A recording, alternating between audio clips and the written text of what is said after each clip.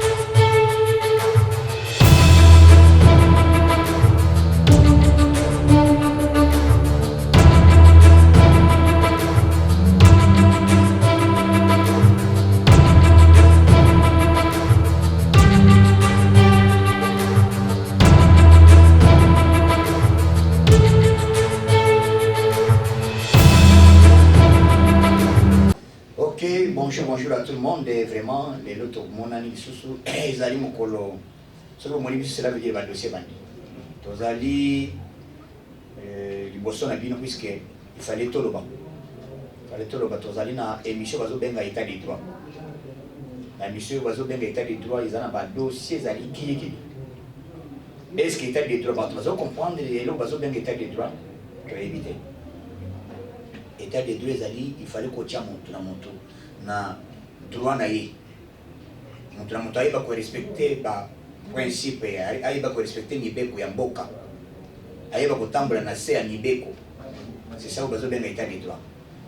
Donc na état des droits mukusa azalité mulaya azalité mwindo azalité bembe pete muntu nyonso bazana pied même d'égalité tout le monde. État des droits ezali yemo les garants de bon fonctionnement commandant suprême azo banga état des droits. Bon, oui, mon tour, il y a des assez. Puisqu'à l'époque, Kabila Rabang va y avoir un salaire. Même les gens qui ont battu les bateaux, bon, la présidence des passes budgétaires. Mais à l'époque, Kabila n'a pas confié au Trambanganaï. Alors, il y a la présidence des passes budgétaires. Basa, on a magamagate. Bakama, Bakini Sambogate.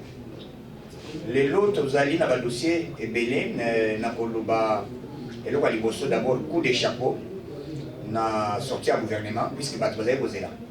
D'après tout, il fallait gouverner. Puisque moi, ce qui m'a dit, c'est vérité. M'a dit ce que vérité, Batouza va me dire. Il faut m'a dit ce que est là.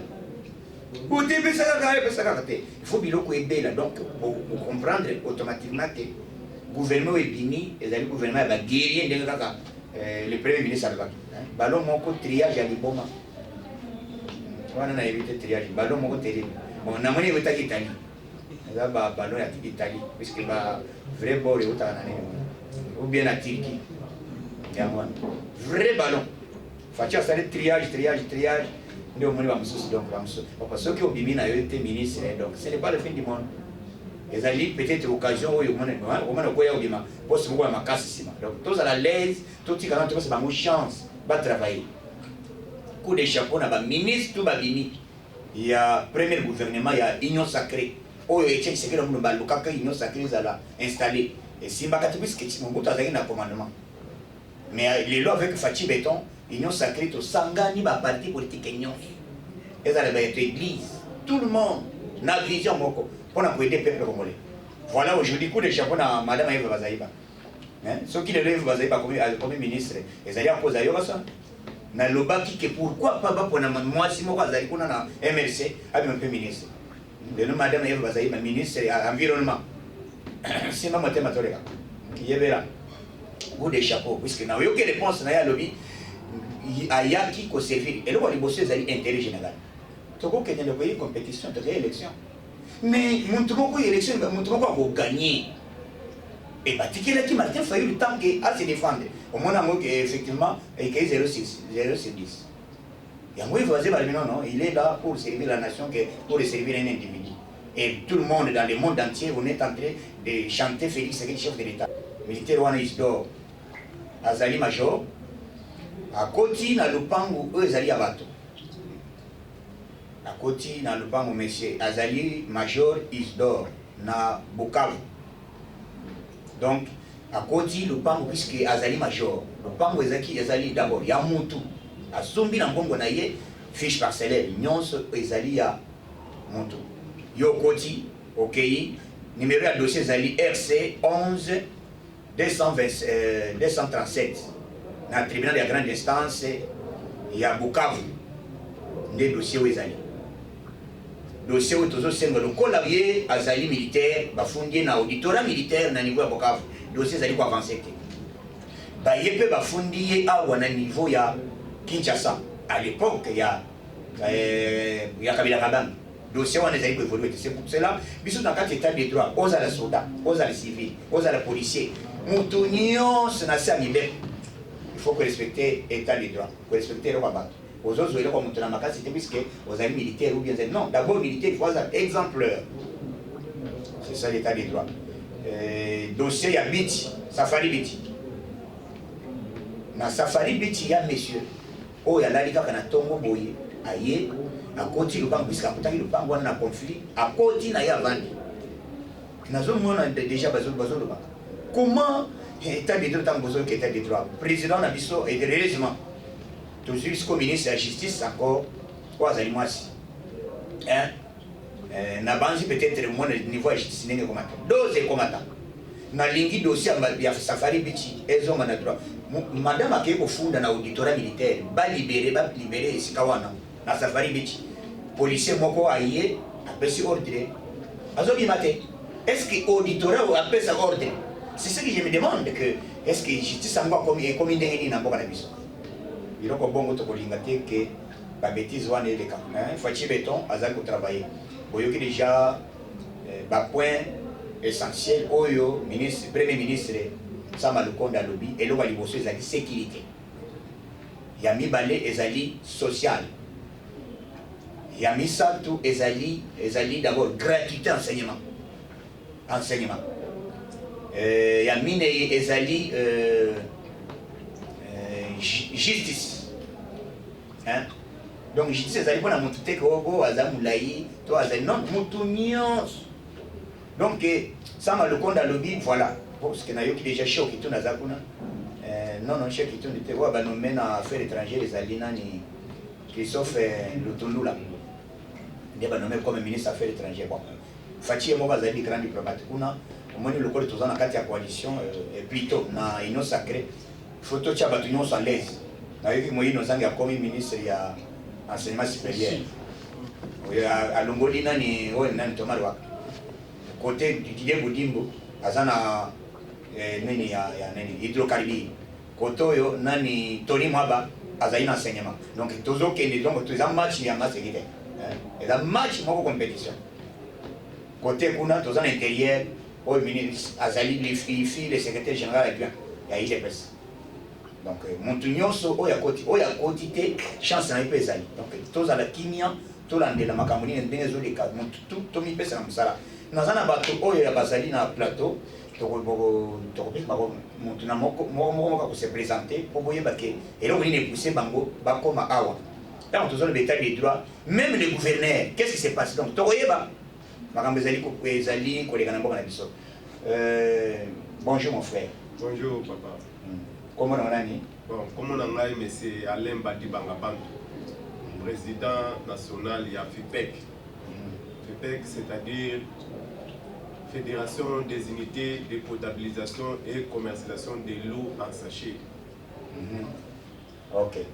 Merci beaucoup, président. Il y a donc il y a une association qui a une maille, non, n'est-ce pas? Oui, il y a une maille à sachet. Au pire. Ok. Développeur vous se présenter. Mon nom est Michel Bunzi, conseiller dans la Fédération Autolobie, Tango Benga FIPEC, la Fédération des unités de potabilisation et commercialisation de l'eau en sachet, communément appelée OPIR. FIPEC, hein? Voilà. Merci beaucoup. Bon, Tokolo Banano, peut-être conseiller banda to yo moto banda oya banda liboso donc yo banda peti ya ko beta masolo to banda nayo qu'est-ce qui se passe ni ne poussé bino comme na plateau na biso ya son TV et puis na plateau ya état de droit. Merci président. Oui. Et le tindi biso awa parce que tozana slogan moko état de droit. État de droit eza pona moto nyonso. Eza la uza moto pusu, eza la uza gouverneur, eza la uza musala nyonso tout fozala na kati ya état de droit. Biso eloko tindi biso eza que musala na biso to sala selon vision ya chef de l'État. Chef de l'État lobi il faut pour créer l'emploi.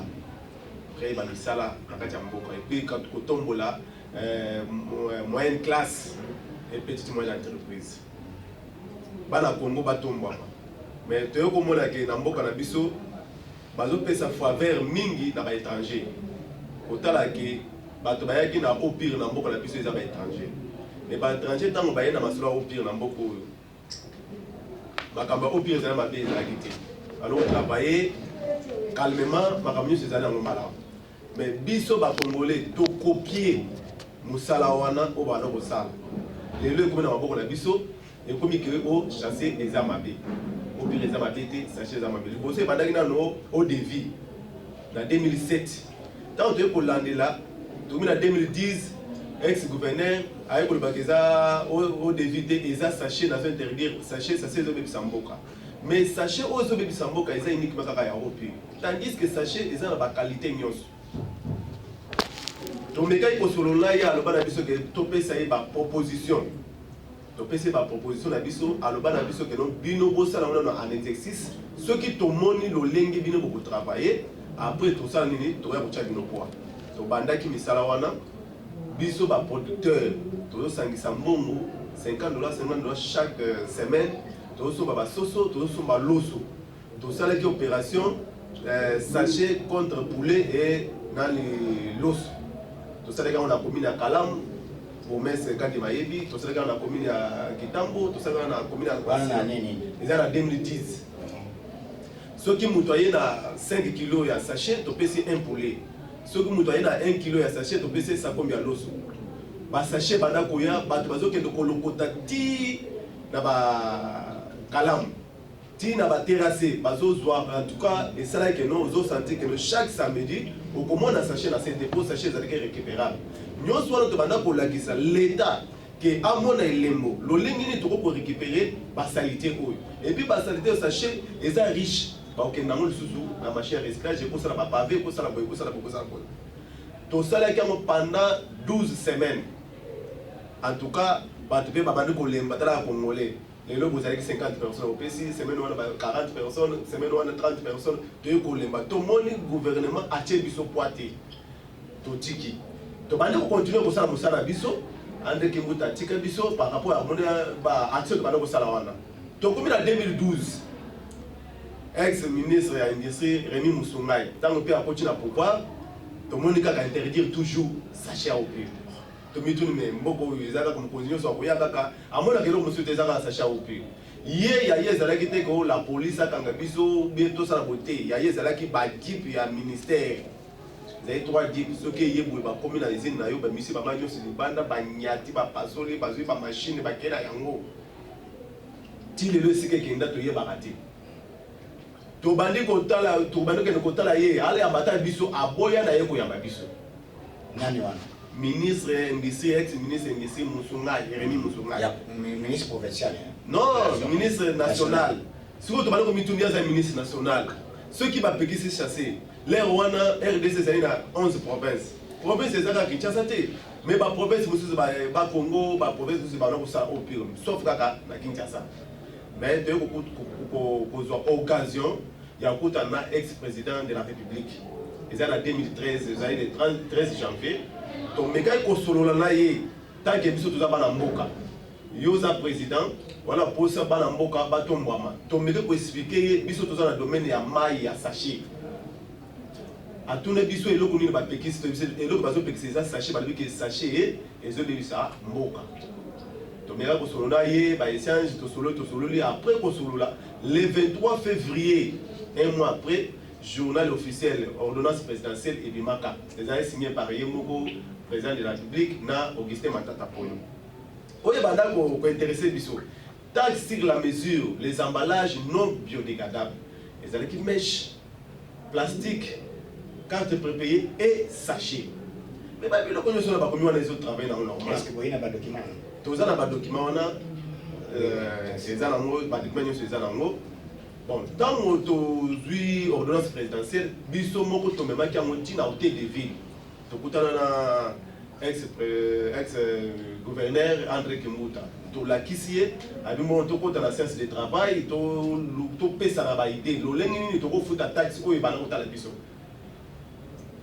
To talisier, ba to bazo sala au pire baza ibele.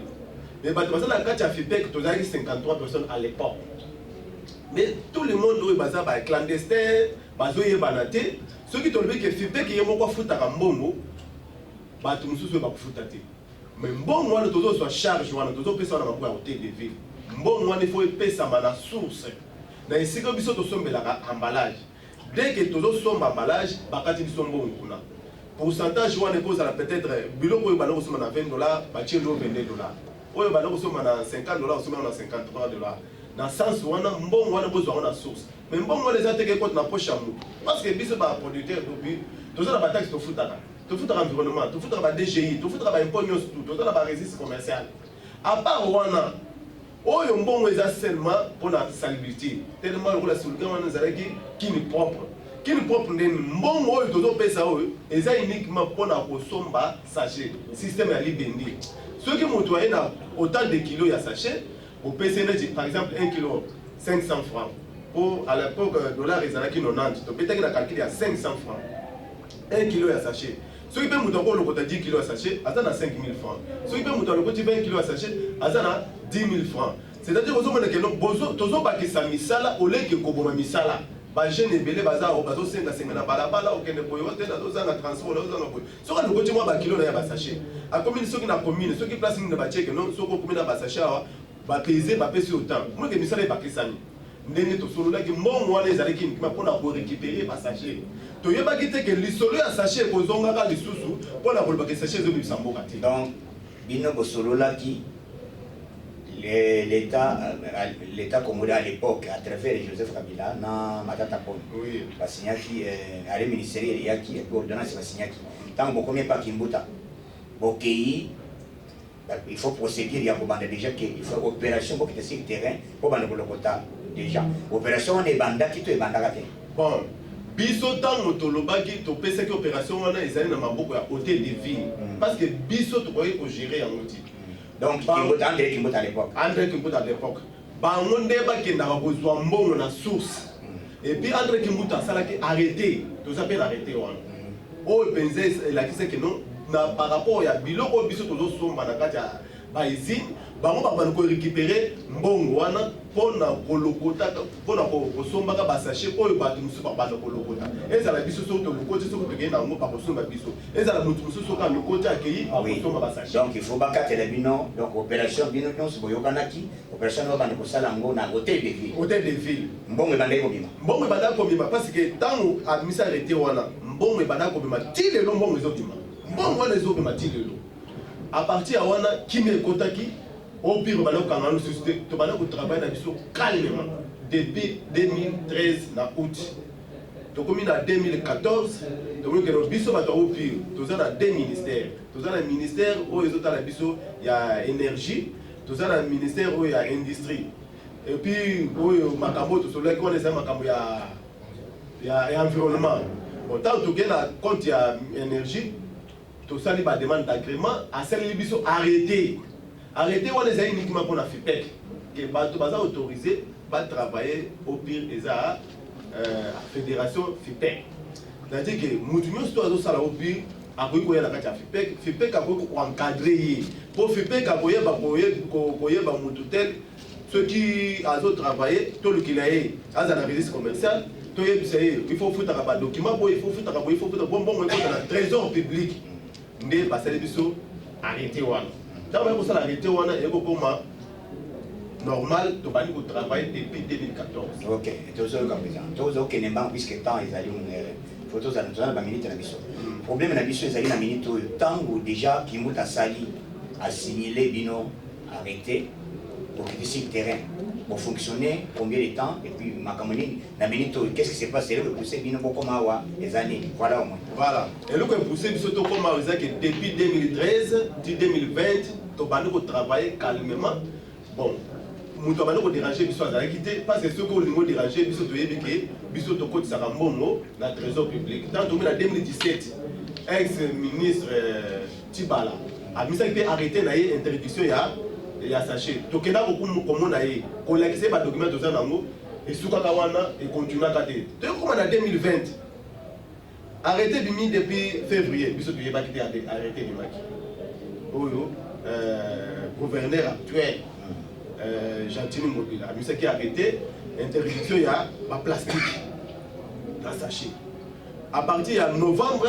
net au monde ba policier ba ne kokota bazokanga problème ni no tous arrêté total boy arrêté après tant interdiction il y a sachet na plastique mais sachet on bazokanga ka au pire plastique bazokanga te sachet oui ba mama ba kena na uzando bazokanga te oui ba tekala mama papa bazokanga te kaka ya au pire to bité to ina kotala gouverneur to sala ki to komela ki gouverneur ko ya mabiso et kotaki le 1er décembre 2020 pour gouverneur ya mabiso tant les droits ne kotaki na place gouverneur ya mabiso ba yeko ya mabiso et pas cordon ya kini ko pitu donc la basa ba collaborateur mais dit que non c'est normal tant to kobi kuna to bandi ko solo là to expliquer ba biso to za ba to mai ko na ko tout mais to moni arrêter bimi mais dans la biso ba document la biso to za nango ko tout ça cordon pe albi bon ba yeba kité biso de résultat mais le col tozali to banda ko sala to pesa na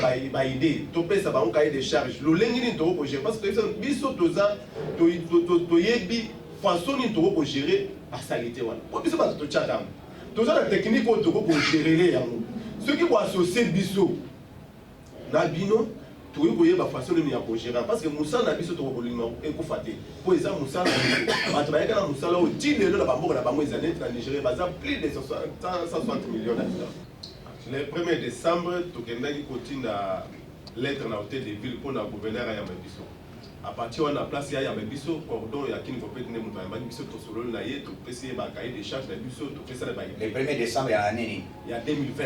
Il y a 2020, ok. Bon, c'est que bah idée ou des personnes qui te ça là misala chaque samedi tout ça là salon to l'accepter ba idée ndenge to pas récupérer ba salité. Tant que aussi sinaye, aye continue na Biso albino to kutana ministre environnement. Tout écoute à madame ministre de l'environnement, ils ont qui le 21 février 2021. Tout écoute à naïe, tout pas du coup sur naïe, papa, le binon tout écoute à ça c'est le travail. Après tant qu'on va besoin de dossier, le coup là qui ne peut pas être dans dossier, il n'est pas besoin de dossier. Bah mais ma biso et pas gouverneur. Après tout sur le gouverneur, Moussalo est beaucoup faté. Tout ça plus de 18 000 personnes au bas de vivre au pays, au bas de la usine. C'est-à-dire que non, l'État tout ça là, ça c'est le travail. Dans l'environnement, dans le tobandi koutoute, le gouverneur a lobby un certain vendredi que à partir de l'élo, ceux qui vont moni moutoiseaux, des kamaï, bah qui na usine naïe, bah qui na société naïe, bah kangaï, bah maïe, na parquet. Bon, et le quoi les sociétés, il y a moi je reconnaître en que les sociétés, à je reconnaître en les usines, mais les yozo bombayango, a eu décision on a, sans que a contacté biso. Ça y a le que biso na no solution ya que non ceux qui bateau il a commis musala na bango musala ne va pas continuer pour ça pour parmi pas notre encadré ka isa ba no bateau na ba na kuluna ba on est encadré na musala na biso oyo mais lelo ceux qui ba commis musala wala ka ngeni bazo ko pas gouverneur a commis ka lelo ndaka ya trouver biso solution ba no ba kende wa biso to vivre na musala wana to za musala to vivre te ceux qui ont une mauvaise décision oui comme ça ni au pessimiste dans solution bon na oui to yeko kende na pas président assemblée provinciale godem poy to kuta na ye tant to kuta to solo na ye aloba na biso boy en tout cas a solo na gouverneur après ce biso quand même moratoire ata ya 6 à 9 mois to se préparer ba lu que le biso emballage ni to ko utiliser na ba machine na biso mais tant gouverneur a pekisi mai wana et ça les locaux 100 francs et limon na mokili pour battre bazo garder valeur à 100 francs de mito et ça au pire à part au pire et le 100 francs ils ont sous-souté au comptant le Kinshasa mobile à 100 francs exact tina cirage exact 300 c'est-à-dire que ceux qui le lot au pire libre na Congo c'est-à-dire que 100 francs ils assistent être dans la monnaie à partir à 500 président de la République batu o nyos to zana bango o ba yena nyos sacré ba yeko na vision na yoti vision na yo ezaka il faut encadrer ma chaîne biso ba chaîne biso o biso to salela idéologie na yo o tozo tia maboko na idéologie na yo ba ba ngaba boma musala biso et puis musala biso amazo ngaba boma yango ezako ba be bisa monnaie o ya biso ngana 2005 na zala 1 $100 ezali 6 000 euros ki awa $100 ezali 45 000 francs. Les lots sont en 2021.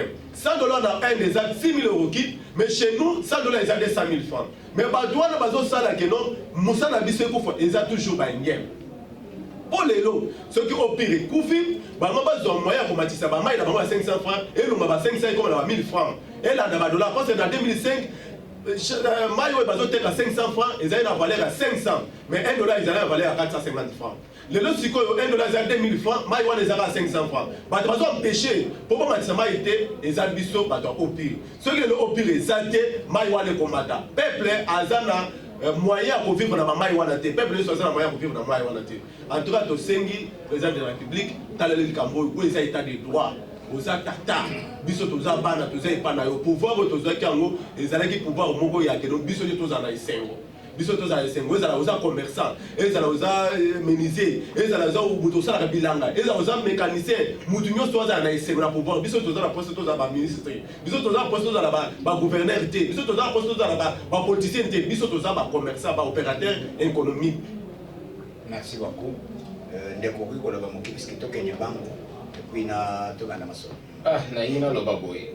Na yebi que état de droit etambolaka kolanda ba texte eza déjà. Mais dans beaucoup de choses, déjà, les textes où ils ont corrigé le Moussala et Maï, les textes où ils ont existé.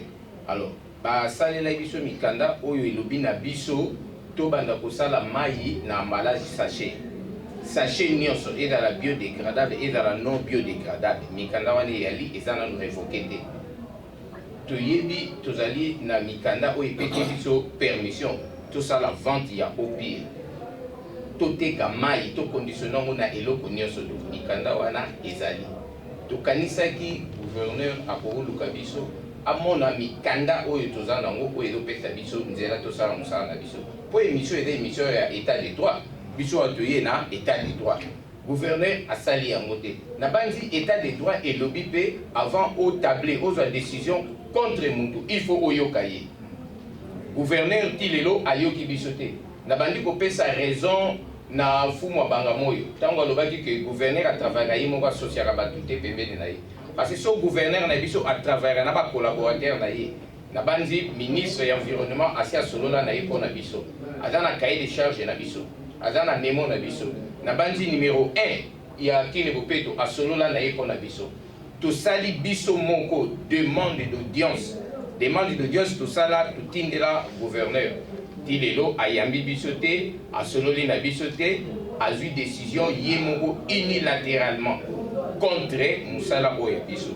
Mais le les état de droit, na ngito sala ba parallélisme moko.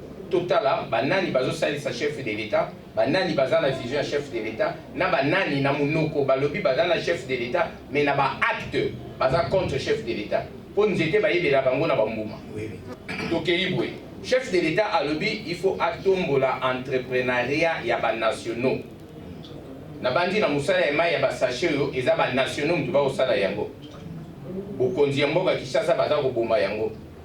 Mais ba mai yaba bouteille na yebite so ina ya kotangela nga kombo ba société yaba nationaux bana ya Congo ba imboka ba oyo baza na compagnie yaba bouteille ya OP na bandi bazate bokonzi ya Kinshasa baza kotombola musala wana.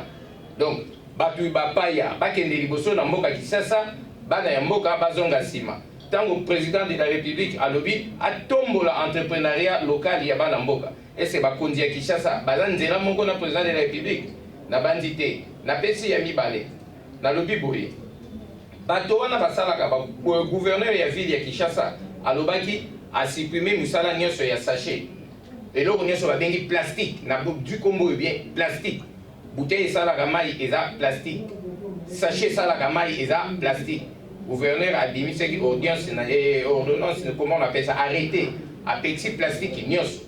biso tolandi tolakisa ye ke plastique oyo ya biso toza na mobeko toza na mikanda epesi biso tosala yango bayoki biso te bato oyo basalaka milangi balandi bango na nsima bamodifie arrêté deuxième arrêté ebimi elobi boye bato baosala baplastique non biodégradable nde bapekisi bango baoyo baosala biodégradable basala ata oévolue na décision wana oza toujours kobuka mobeko ya mokonzi ya mboka oyo elobi na bio na non bio esala efuta taxe tokei boye balobi recyclage eza difficile sachet wana ezotia salite biso tolandi bango tolakisi bango ndenge balokotaka sachet ndenge tokorécupérer sachet tosalaka opération oyo biso tobengaka nourriture contre déchets sachet topesaka bato biloko ya kolia bakoyela biso sachet ekomi ebele tolobi na gouvernement tala lolenge balokotaka déchet oyo soki osali boye okoaspire salite nyonso eza na balabala salite etika na balabala te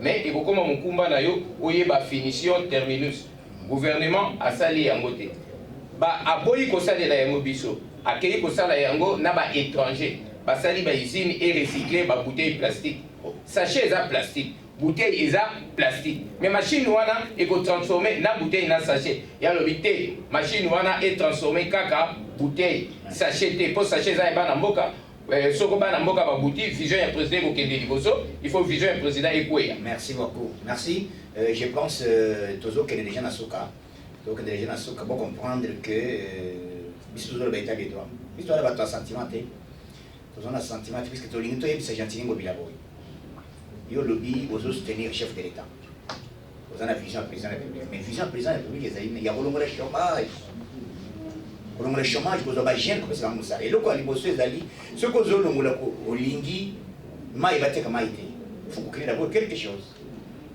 puisque moto azoteka mai baka mai wana c'est 500 francs soki akei azoteka ye na 1000 francs soki asali 2 tours 3 tours bana bakolela ndako et d'ailleurs programme oyo eboza nango ezali nini 100 francs eli mois effectivement ndenge bazolobaka epa bandeko 100 francs eli mois biso to tokoma na ba francs oyo nini ekomata mbongo emati oyoka déjà tokoma biso ba 500 francs biso tozomona comportement wana tozali na kati te tokopermettre eloko wana te oyo bino bozoya nango mpona koempêcher vision ya président de la République donc Gentini Ngobila tomoni ke yo ozali kosalela vision ya président de la République te soki olingi benga baninga le gouverneur benga baninga ke bon nayoki bino lolenge nini tokoki kosala po to eresili biso nyonso bapesaka mpe badélai kete te ndenge toza boye topréparé nayoka bino tolingi boprépare nini et d'ailleurs taxe wana mbongo wana ebimaka à tout moment mbongo yango ezokende na poche ya nani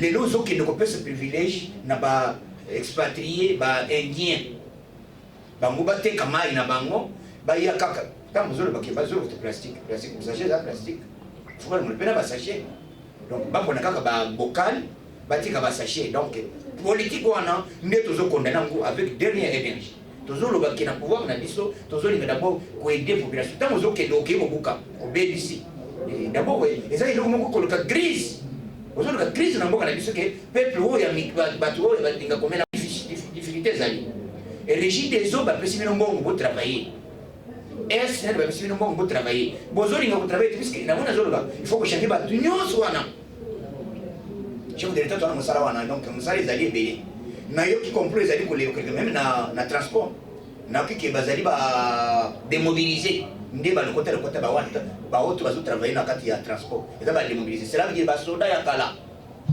mais bazwa bango bakotisa bango na transport balobi ke bazolinga basala soulèvement basala coup d'état donc tozoyeba complot na bino biso na pouvoir ya biso ya fati beton tokokanga monoko te yango tozoyebisa gouverneur soki ozoyoka kutana na baninga yebisa bato wana ke programme oyo ezali awa ezali ke toluka lolenge ya kosalela lolenge nini koempêche bato te po puisque ntango moto azoteka 500 francs na mpoka asertuve na 3000 francs akolongola 2500 alambi lobi mpe abandi marché na ye donc ozoempêche bato obalia donc na minute oyo bozobuka eloko esika source ya bénédiction ya bato moko na baquartier aussi longtemps biso tolobi le peuple d'abord biso toza des sections d'abord te tozali nde le peuple d'abord Nicolas Bazali vient na biso excellence nyata borto d'abord oza économiste oyebi matière otanga yango osisa yango toujours c'est une motivation dollar état biso dollar to sala ya motié comme même na 16 même na 10 $10 na 10 000 ouais comment ndenge puisque ezali mutema mabe mbongo izao ebele et puis économie c'est lui des personnes maintenant qui gèrent mais to limite comme motivation ya makambo tolingi makambo échanger biso tozala leno puisque 3 mois c'est trop au sali mosala te lumbe biso c'est comme ça tant ya koperdre les athées biso ide pese mbala oyo yebisa biso ke ministre okoti 3 mois soki tomoni ça va pas olongwe donc toza wana liste likola liste puisque toza na défi monene na soki élection kosalama na 2023 soki élection esalami te l'article 70 alinéa 2 qui stipule bien que le président de la République reste en fonction jusqu'à l'installation du nouveau chef d'État élu. Ce n'est pas nous, c'est la constitution de la République. Les amis sont tous la constitution. Ce qu'on peut tout la belle même.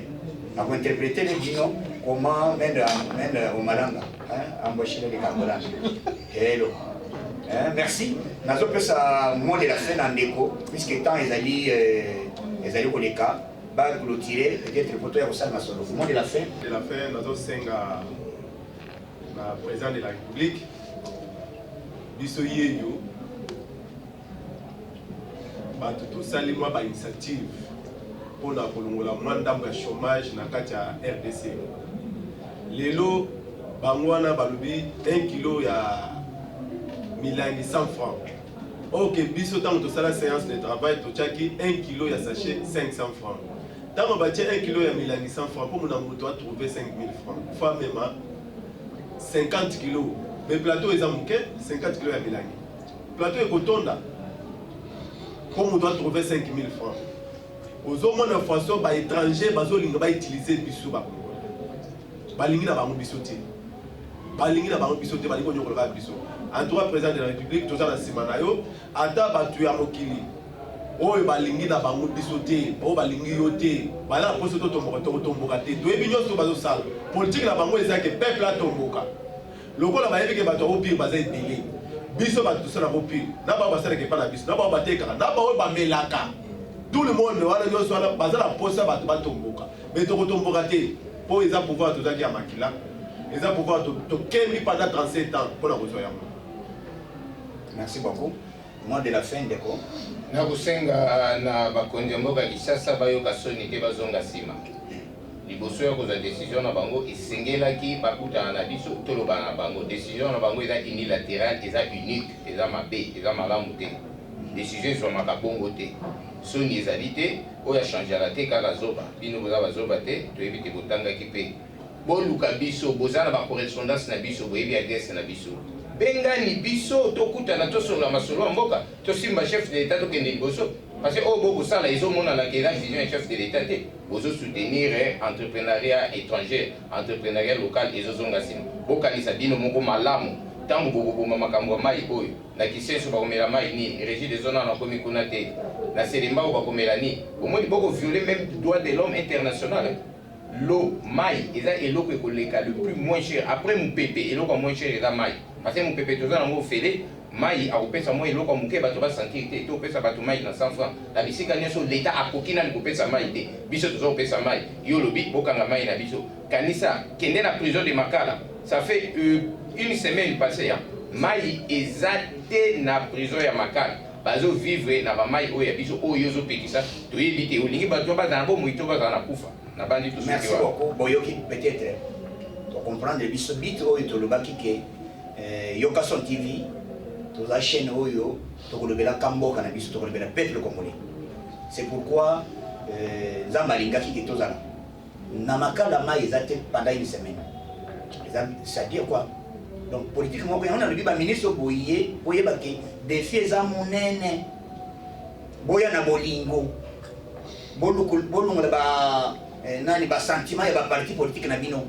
On a ensemble, on a MLC. Ah oui, l'identité comme Kaka Moko au Komi, qu'on travaille pour la nation congolaise. Vous avez ce matin que vous travaillez pour la Ozali à SID, Ozali à Nîmes. Non, tant que vous êtes ministre, au Komi ministre d'État, au Komi pour travailler pour l'État congolais. Vous avez travaillé pour la volonté de changement. Donc, ministre, vous avez 3 mois au sein de Salate. En tout cas, vous avez sans pitié. vous allez sentir avant que les députés baloba biso to vous allez sur terrain nyata morto rek donc makamuto zoloba les a sentiment puisque toi on a posé ça changement tozo senga le col bozolo mai bokanga puisque mai zoloba il fallait au levis quoi 500 ba maman ya sunyo ça c'est wana ba 500 donc ils ont problème ya koluka kotia ba kitunga kotia batuki kotia ba sachet na ba coin nyonso monto melima obligatoirement monto boaka sachet même na poto j'ai vu ça monto boaka te mais jusqu'à eloko boaki na tuki ils ont fait ordre l'état peut se ordre monto boaki sachet azali wakanga voilà l'état peut se ordre wana monto ko zo discipline au lieu de monto boaki sachet on t'arrête c'est ça. Ils ont problème, il y a aucun moment, il était pas l'eau c'est la vie. L'eau c'est la vie. Tant que vous avez le droit, ils ont déjà que vous avez bénéficié dans la vision chef de l'État, tous ont détruit le chef de l'État. Et ça, le coup, le fourmi, moi, je vais continuer à faire ma dette. Pour nous bénir, c'est ma gamme. Donc, tu comprends les politiques, la politique, on est regarder. Tous avons dénoncer ma vie. Puisque vous avez bien appris, non, ceux qui ont mis ma bête, tous allez dénoncer moi à l'immédiat. Donc, politique, on est pour les cater. Il y a d'autres choses, bon, les voir, politique, bon, beaucoup de gens, bon, planifier, tout battre kamaï, bon, faire une instruction, on doit avoir un sachet, avoir un kilo qu'on a ma belleti. Au bombi, en gros, on va na poubelle. Ceux qui m'ont embarqué, on a mis na poubelle, c'était bakangier. C'est ça, discipline, on est au côté na bateau. N'est-ce pas pour ça? Pour te connaître le boy au bombati, poubelle à taille zawa dans l'aéroport, aucun robot qui a dans poubelle. Voilà. L'État a une stratégie pour travailler. Ce n'est pas dire que vous pouvez nous et l'eau qui a Congo, aucun robot ça avantage na expatrié par indien. Bah sali à moment, il fallait pas se rappeler bah sachet c'était les amis qui besoin na nani bah sachet c'était les amis qui à la madame. Il y a d'autres choses dans la société où bah les ça bakaro bani, où bah les baba de robin dans sachet boya. Pour le système wana to sur le nabino pour planifier pour le kandeli nini ya kosala to bena wa matiti wana matiti nyonso kolamba yango ko planifier ko sala iloko ndenge mususu donc peuple congolais boza la kimia tous avons pour la position mokonzi mboka tous avons pour la position les chefs de l'état et pour soutenir le peuple congolais partout ezala mu Congo ezala mu Luba ezala mu Swahili biso nyonso betu na betu. Donc, awa mu Congo azate, awa mu Swahili azate, awa mu Luba azate, awa mu Ngala ote, biso tout tozawa ba congolais. Ya mu bobanga pété que pour que une élection, il fallait d'abord toyeba toza combien. Est-ce que le quoi les amis coûter cher? C'est 3 mois seulement. Bah identifier biso ba d'ici ma signe. Toyeba ni que mon tozi carte na identification. Dès que tozo table toyeba ni que toza combien.